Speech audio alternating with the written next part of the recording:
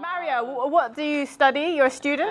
Yeah, I'm a second year at University of Birmingham. I do English and creative writing. Regret it. Kind of wish I did history and politics, but it is what it is. Okay. I can do that in my spare time anyways. She's a very typical Asian, like just want to do all the studies, like yeah. Yeah, maybe. No, but like I like reading, but like in my spare I think you time. picked the right one. Yeah. No, not really. I ruined my. Oh, no. If you do an English degree, you start reading books. What else? Spoiler alert. We're talking about love. What does love mean to you? We opened with me, and you will get to me at some point, but I'm just like. I guess it just means duty. Duty? Yeah. Oh. But I don't believe in marriage. You don't believe in marriage? Yeah. She sounds like me. I used to. For me, like that's not something I just felt like romantic love, but I like familial love, right? And platonic love, all that bullshit. Yes. Oh. No, don't feel like that. But that's me. Now I think it's time to talk about you. Oh no. Okay. You actually did too much about me. So I wrote this book yeah. I'm also a comedian, but also wrote this book. It's called Sex Bomb. Yeah. I think it was a bit of a joke title, and so much people have come up to me and said, "Oh, that Tom Jones, Sex Bomb." So you don't name your book after a Tom Jones hit; it will only come to haunt you. But it was an important, yeah. So I just wanted to introduce that. Yeah, and I guess the first question would be like talking a little bit about yourself. I mean, you did a whole comedy thing, but you didn't talk about yourself. You talked about a little bit, but you talked about everyone else. So give us a little introduction to you, and like what this book is about. Thank you. Okay, sure. Hi, everybody. Again, I'm Sadia. Hopefully you won't forget. Follow me on Instagram, guys. I hate the app, but, we need the followers. I'm from East London originally. People sometimes think I'm from Birmingham because I did a big gig here in front of Malala, and so people just think I'm from Birmingham. I should lie. I like Birmingham. And I love comedy. I do writing, and I think comedy is so powerful. It can really change people's opinions and be used as a tool to help have difficult conversations in a less stressful way and kind of just diffuse tension, and it's really good for your health. So I love comedy, and that's me. Maybe you've already answered this, but what made you want to write this book? Okay. Hi. So, sorry, I was saying hi to him, but I don't know why. Hi. So there has been a long period of time where I've been doing comedy and talking about dick and, not being able to get it, which is a tragedy, really, because any woman can get dick, really. You know what I mean. And so I felt like it was a conversation that needed to happen because there's a lot of people that felt that relationships, love, sex, all of the above towards Muslim women is taboo. And I don't think it is. I personally, for myself, it isn't. And I could see that the change is happening, but the change in the narrative wasn't changing.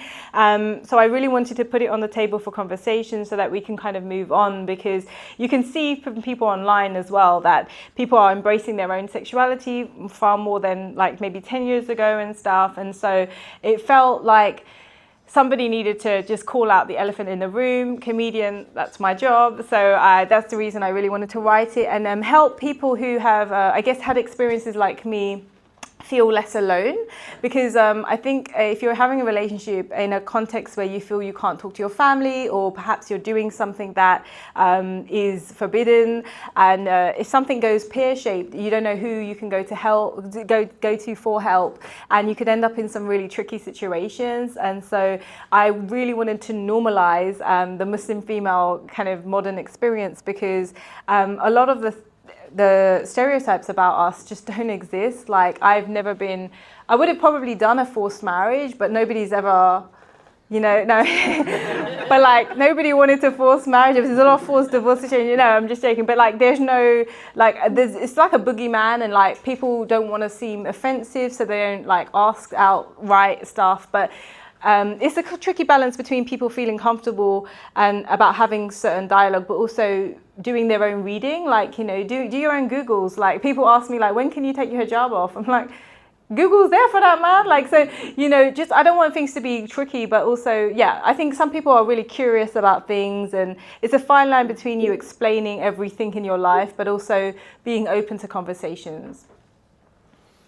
Yeah, I guess I feel a lot of that as well. What do people ask you? I mean, I don't answer people's questions. Right. But because, tell us some of the mad it's ones. Because I went to like an Islamic girls' school for like the first, whatever, like 13 years of my life.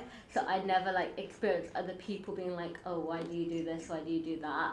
And then I feel like once I went to like sixth form and I was like surrounded by other people, that's when it got a bit weird. Yeah, I did a like Ramadan stuff assembly at a racist school. So I think that's like, yeah, okay, but... Okay, so what's your book going to be called? I'm never writing a book.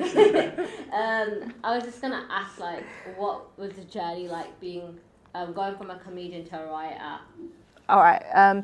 Basically, it was 2020, which was real rough, right?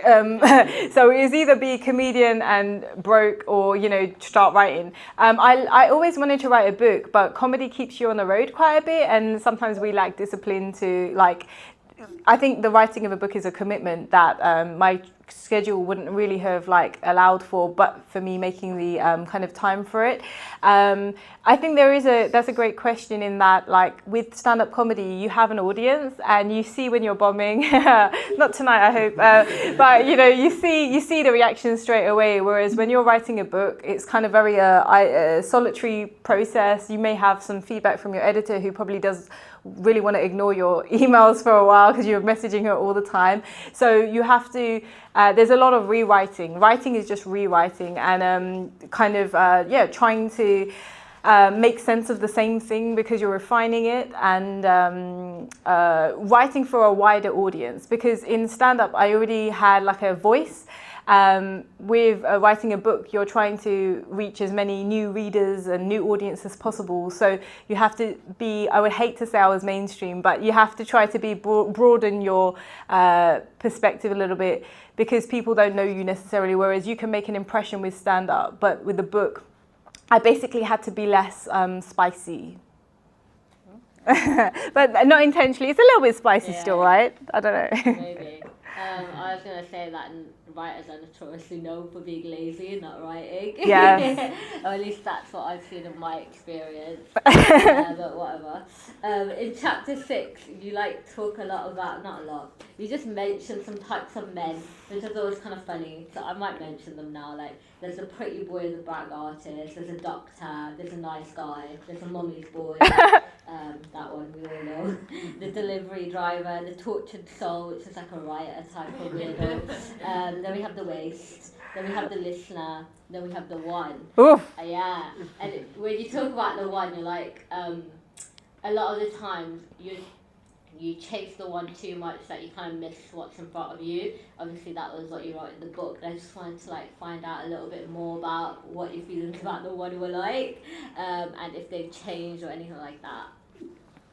Oh, okay. I feel like society puts a lot of pressure, especially on women, to find the one, because you're interrogated if you're not in a relationship or you haven't found that one. Like, you know, it's like the time is ticking. There's a lot of heavy hints being dropped, and I think it makes you think about the end result rather than the journey. So rather than like appreciating time that you're spending with somebody, you know, I think for me, I was like, I need a husband, or I want a husband. And I think it's like tricky when you're doing that, because a lot of guys are scared, you know, and obviously I come with a headscarf. I'm not like the average person. So I don't know, people probably just, I think what I've learned is to give it time, and you probably know very quickly that somebody is right or wrong for you, but then you need to listen to your instincts. And sometimes we can kind of fall in love with a pretty face, like in the pretty boy brag artist guy,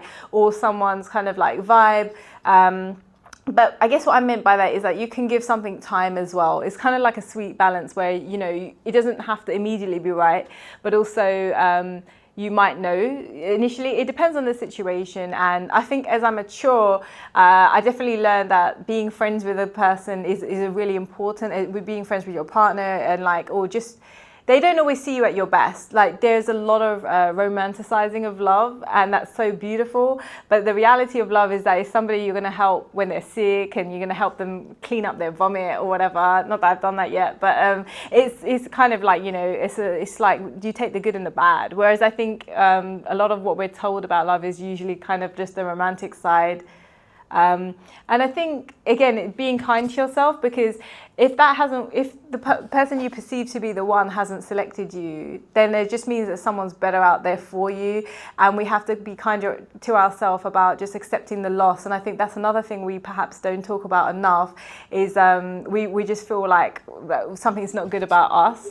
But it's like, we should just get better at it, because it looks like a loss in the moment because we're so in lust with that person and you really want them, and it hurts your ego a little bit. But there's going to be someone better out there, and sometimes you have to like close one door to open another. Yeah, and I feel like I'd like to add Loda's point about sometimes, you know, you should be okay with being alone, and that you don't need to find the one to be happy. But that's just my 2 cents. And one of the things that really interested me in the book was in chapter 12 you talk about how there's like a pressure for your job to be intrinsically linked to your life's purpose. And I know just from my generation, which is like Gen Z, a lot of us are like, it's that quote, like, I don't dream of labour. Like, you just have a job to have a job and pay the bills, and then you kind of do your hobbies on the side, and you don't monetize your hobbies, because sometimes when money's involved you lose that passion. And I just wanted to like find out more about your thoughts on that whole concept, because it's kind of vague in the book. Yes. I mean, money is so good, right? Money is good, but it hasn't, like, I think Birmingham is a city of workers. You guys work hard, and I don't know, like, I know since I was 16 I tried to at least have like 1 to 2, you know, jobs going on when I was very young, and then even like comedy being a side hustle, trying to make that as my main thing. But then like trying to like, the freelance life is kind of like something you have to really learn, and no one really teaches you. So I wish I was cool like the Gen Z people and just be like, you know, whatever, protest. But I think, like, I don't know, I just felt like, especially as a young Asian person, I wanted to support my family. And I think a lot of ethnic people do have that kind of responsibility. Basically, it's not even a choice. It's like you're kind of indoctrinated into it pretty soon. And I think it's something that it would be good if we was able to talk about it more, because sometimes you want them to parent you and you're parenting them. And so it's like something, it's like you can't question it because you inherited this system or situation. So I think it's good that Gen Z are expressing themselves and kind of like trying to define what's comfortable for them, and like basically pointing at the things that aren't working and trying to like be like, we need to do better, or we can fix this, or there's a different way of doing things. And I really respect that, just because it's not cool to go against Gen Z, really. No, I'm just joking. I think that, you know, as an Asian person, what I would say is that I think it would have been good for me to have a lot more life experiences to then turn into art. And I think sometimes we shy away from like doing social things because we're always focused on work. So looking back, is there a question? Sorry, well, we can come to you if there's a question. But yeah, basically, like, everybody has like, you know, things that they can adjust. And I think for me, I think it would have been good if I had a bit more time to be a bit more outgoing, as opposed to everything being steeped in trying to progress my career, network, hustle. But it's like the nature of the beast, because if you don't hustle, like, you know, it's kind of you get stuck at a certain level, and there's no one really going to help you but yourself. So it's kind of like a compromise. And it's actually a given in the industry to kind of like give up all your free time and stuff. So balance is good. That's where I stand. Like, it would be good to have a balance. So I think Gen Z highlighting that is quite positive. Thanks. I also forgot to mention that if anyone has like questions throughout, like, please put your hands up, and then like we can talk to Sadia. Yeah. So names? Ashley. Apps? No, I'm joking. Go ahead. Sorry. So what would be your ideal partner if you could model him just freestyle?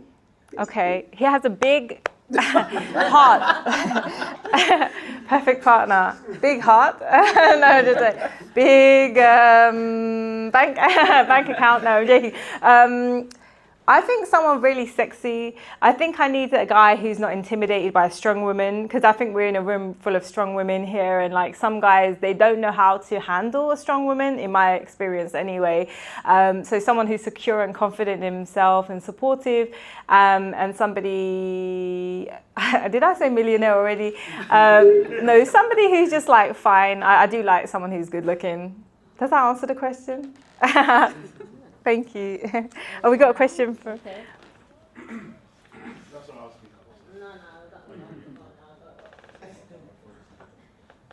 My question to you would be, what do you think is the missing piece to successful relationships? Ooh, that is such a good question. Does anyone want to help me? Thank you so much. That's a deep question. What is the missing piece? I think that there is. It depends on the situation, because every relationship has its own issues, and I think all I can say is like communication is really, really critical. So I don't think it's necessarily missing, but I think that like sometimes in a positive relationship that's healthy, everybody really wants to be there for one another, and so I think it's listening and just knowing that. Reassuring your partner if that's how they feel that they're doing the right thing, and sometimes that's I think that communication is really good. Also missing, it depends, like some people could be missing sex, some people could be missing money, and that's a tricky one, because there's, I think there's a societal pressure to kind of look after your partner in that sense as well. So I think it really depends on the individual circumstances, but I think in this fast life that we have, is like sometimes just making a bit of special time for your partner, because when you start out, like everything is special and you have a lot of kind of time together and like maybe quality time, and so I think it's just understanding as well. Probably understanding is the real good answer to this question, because that's going to help everything go together. And I think if you understand one another, you guys can go through a lot. But I think there is a lot of challenges in relationships now, because when I was growing up, there wasn't a lot of divorce, like in my culture and stuff, and stability has changed. There's a lot more single people, single Asian people, single people in their 30s, or people who have been unmarried like myself.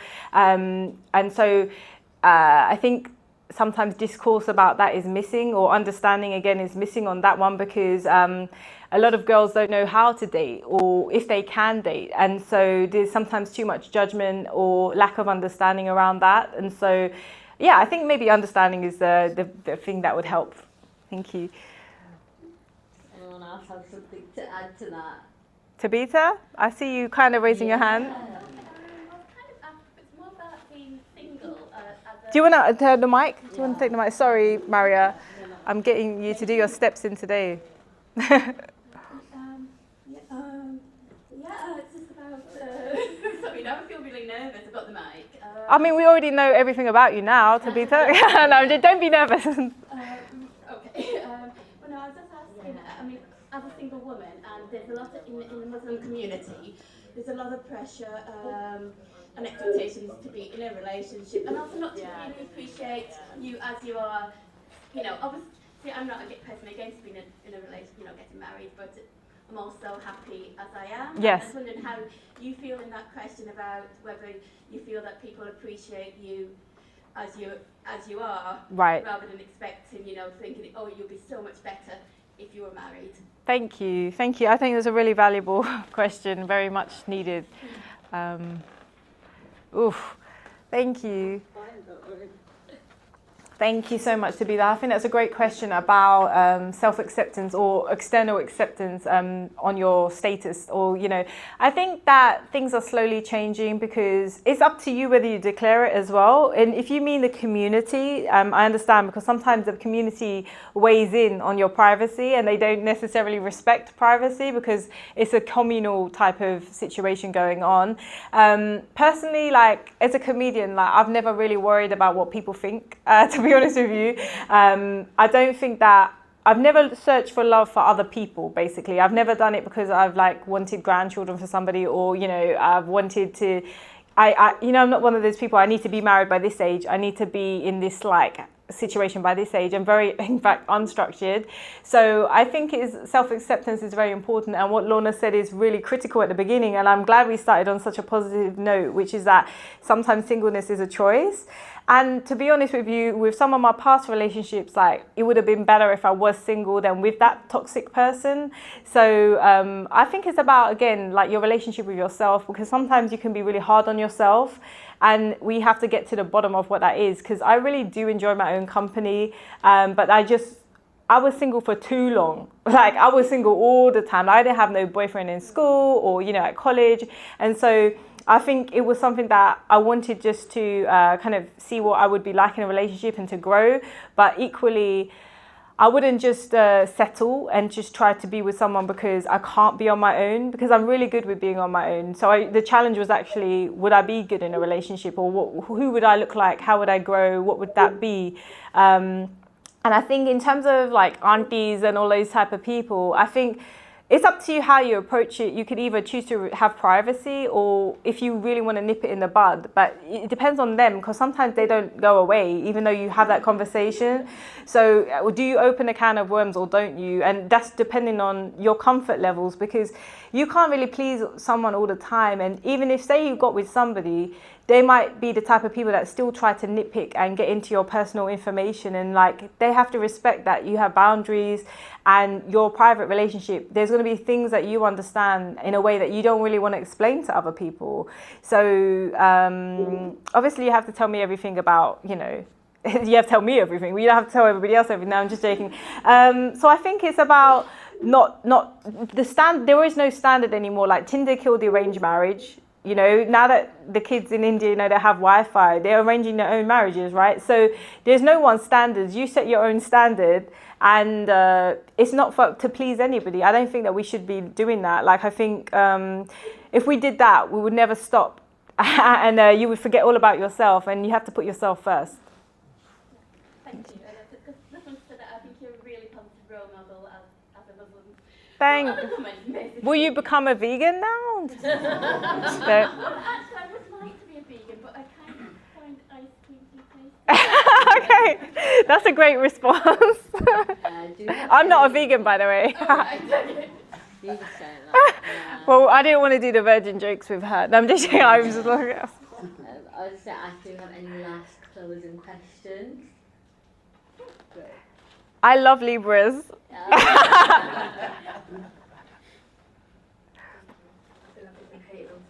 Oh, you're the sweetest girl. Thank you for coming. What's your name? May. May? Yeah. Thank you very much. Nice to meet you, May. I just wanted to know if you think that social media... Oh, sorry. Is it on? Hello? Yeah. Okay. Do you think that social media has impacted the way that people love? And if so, do you think it's positive or negative? Ooh, negative. No, I'm joking. No. Apart from when Lorna does her free post on a Sunday, I think we all need to follow Lorna first, and then me and Amy and Ashley. But Lorna first, because that sounds so sweet. Unfortunately, everything has a good and a bad, right? And to be honest with you, I actually got my book deal because I found Katie Packer, who is an editor. I found her on Twitter. So obviously it's not directly answering your question, but I would say that it's there is a positive and a negative. And I think that the thing with Instagram, for example, let's just talk about Instagram because it's the main one, right, is that it's all positive skewed, which isn't really reflective of our real life all the time. And sometimes it always it feels like you're not living your best life because you're seeing someone's very, very best life. You know, they always got the keys to their mansion or something, something, something. Or, you know, the people I follow are just in strip clubs. But I don't know why this guy followed me. But anyway, today he was in a strip club. I'm still going to follow him though. But I don't know. I have no interest. So I think that my best thing to warn you young people who unfortunately came into a world without like you didn't get to see it pre-social media, you kind of came into this, is to make sure you enjoy your moments in the real world. Because when you're having a nice meal outside, it would be a great picture, but also if you're taking the picture, are you really enjoying the moment, or are you living through, like, is this for somebody else? No. So make choices about how you use it, because it can be a valuable tool.